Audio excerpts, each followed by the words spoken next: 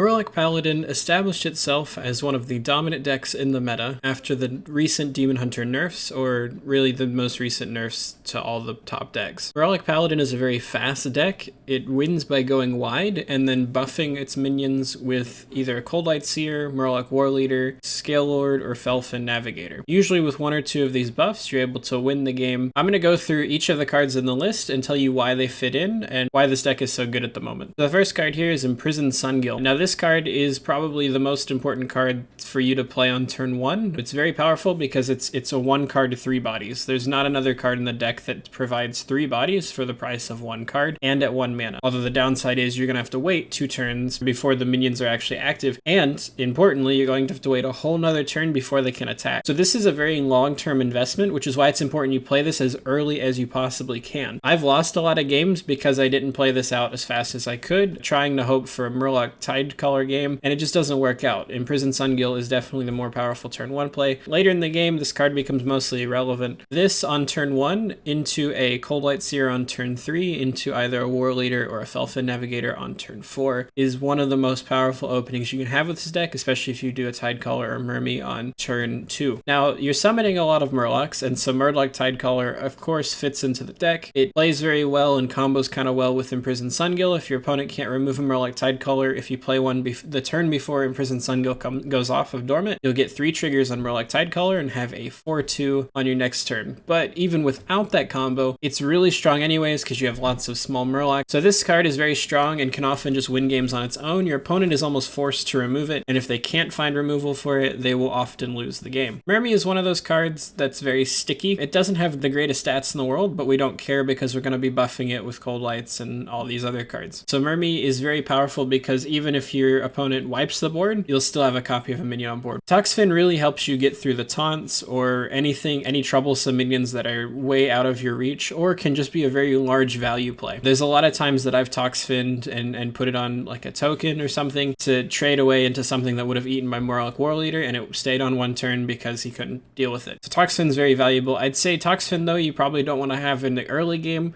I think that's a mistake I see a lot of people doing, is they'll either keep Toxfin early, keep it in the mulligan, and play it out way too early, and then they just have no real plan for it. So this card is very important when you have a target that you need to kill. Otherwise, I would probably hold on to this card. Fishflinger is probably my least favorite card in this deck. The idea behind it is pretty solid. You know, it's a 2-mana 3/2 Murloc, so that's pretty decent, and it gets buffed by all your other things. But giving the Murloc to your opponent often proves somewhat troublesome. Getting the extra Murloc yourself is probably more useful than giving it to your opponent, but it does give them the possibility. I've had a lot of games I've lost because they get a Murgur Murgurgle, or they get some other card that's large, you know, a Murloc Tidehunter, and all these cards, just giving your opponent anything is usually not very good. I will say you can get a lot of good cards out of this, so for the moment it fits in, but I'd say as soon as they print another Murloc that does a better job than Fishflinger, I'd say it probably slot into the deck ahead of it. A Hand of Dolly is somewhat important to the deck. I'd say it's probably not one of your more powerful cards in the list. Giving a minion, buffing a minion, and drawing a card. The drawing a card is probably the more important aspect of this. It's you do get a 2/2 with charge. You will get to hit that extra 2 damage on face and make a minion harder to trade into. Often I would put this on a minion that is less likely to be targeted. So like you wouldn't want to put this on the Murloc Warleader where they're already trying to remove this anyways, even though hypothetically it would help it stay alive. The Hand of Dolly I've found is a good enough of a threat on its own to just put the buffs on another minion, you know, like a Toxfin or a Fishflinger, something that the opponent isn't going to be targeting anyways, and just make it big, and you'll end up getting 2 to 4 extra face damage because of that. Hench-Clan Hogsteed has the issue of not being a Murloc, although it does summon one. Of course, it does combo with Hand of Dolly and can often combo with Underling to deal with, just get taunts from your hand and deal with it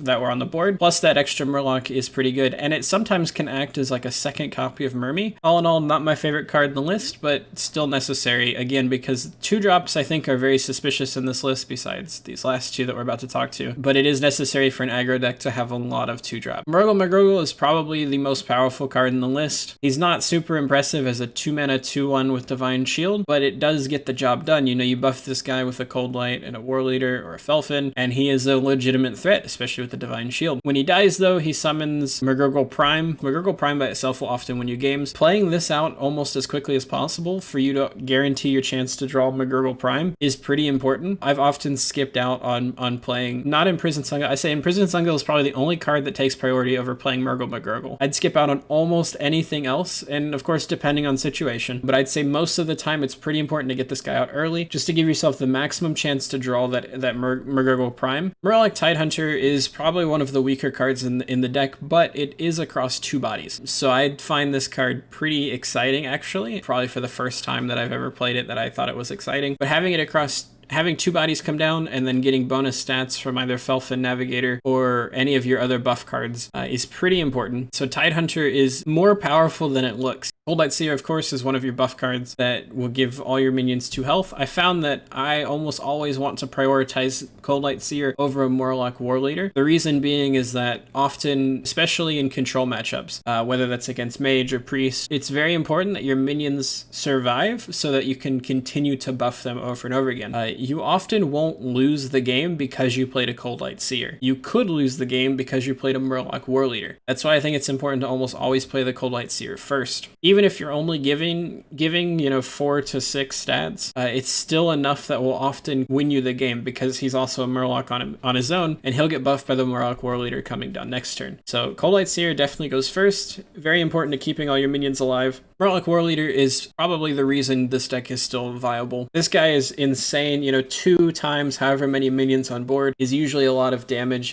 If you have 6 other minions, so if you have a full board, this is 12 extra damage, which that's often enough just to win you the game on its own. Underlight Angling Rod is super powerful. You want to be attacking with this almost every turn that you can. Some mistakes I've seen people play when I play against people playing this deck is that they won't attack with it because they want to get value by trading into a minion, and you really don't want to do that. You want to get all the charges that you can off of this card. I included Consecration in this list with Truesilver, so I'm going to go ahead and talk about this. Most lists are actually running 2 Truesilver Champions and no Consecrations. I have seen this list though with 1 Truesilver and 1 Consecration. I would play a copy of Consecration if you're still stuck in Diamond and you haven't gotten to Legend yet, and then once you get to Legend, I would take out a Consecration in favor of a second Truesilver, assuming you get relatively higher up into Legend. The reason being is Consecration is really good against the mirror matchup against Murloc Paladin, which is pretty popular, but it's more popular in Diamond and in lower ranks. So if you're in any of the lower ranks, I would pack at least 1 Consecration. You're much more likely to face against aggro decks, and so it's a very powerful card to have and can just win you games on its own. But if you get high enough in the ranks where you're not playing a bunch of aggro decks, packing 2 copies of Truesilver is really important. Truesilver is of course 8 damage on its own plus 4 health for you, so very good in the control matchups where you need that extra reach to get there. Felfin Navigator, of course, is one of your buff cards. It's not super exciting, it's just +1/+1 to everybody. I will say his body, the 4/4, is pretty exciting. This on its own is pretty sticky. It has I think the most HP out of everything besides Scalelord, so very strong, especially when coupled with Coldlight Seer. It's very difficult for anybody to remove this card, especially when you already have 4 or 5 other minions on board. I say if you're able to resolve a Felfin with at least 4 other minions on board, you've probably won the game by that point. Hoard Pillager is another card that everyone's kind of running as a one of. The reason being is it gives you another Underlight or it gives you another Truesilver. Of course, there's the feel bad situation where you draw this before you have a weapon out, and in some cases it is correct to go ahead and play this card out because of tempo. The reason is that if you have 4 extra mana and you have nothing else to do with your turn, you should probably go ahead and play this out, assuming you have other minions on board. This way your opponent is more likely to trade into this minion because it deals 4 damage and it has a low HP threshold, but that's just more damage that they wouldn't be doing to the rest of your other minions. Of course, if they wipe a Hoard Pillager and a bunch of other minions, you're probably losing the game either way,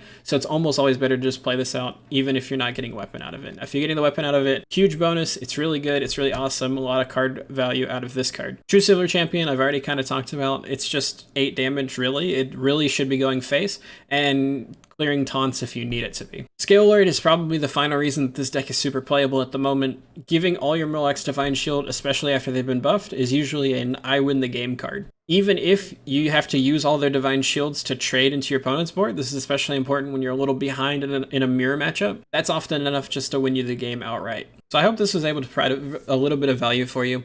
I am changing up the schedule of how I'm producing and publishing videos, so I went into a little more detail this time than I normally do when I'm doing my deck choices. Now, tomorrow I will probably publish the mulligan guide for this, so go ahead and subscribe if you want to see that. And then Thursday I will be publishing gameplay content of me playing this deck, hopefully in Legend.